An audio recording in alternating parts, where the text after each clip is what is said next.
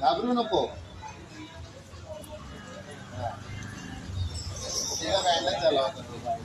अरे बापरे. अरे ठीक आहे, आता जरा उभे राहा बघू. बघा सरकार उभे राहिले आणि चाला बघू. तिकडे व्हिडिओ चालू आहे, तिकडे चाला. इकडे गेले वर्षभर ते 2 पायावर उभे राहिलेलेच नाही आहे.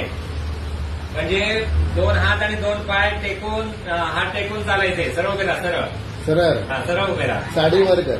हा, चला. काय नाही, घाबरू नको. हे धरलंय. हा, चला.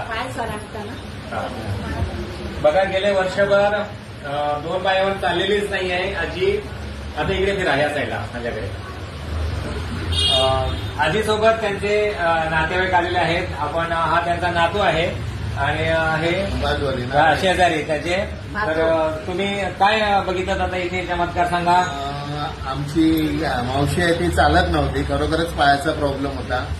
पायऱ्यांवरनं चालताना सुद्धा ती म्हणजे बसून चालायची.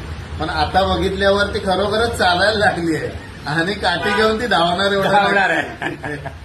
नातू काय सांगते. पहिले आमची आजी अशी म्हणजे हात टेकून चालायची. हात टेकून.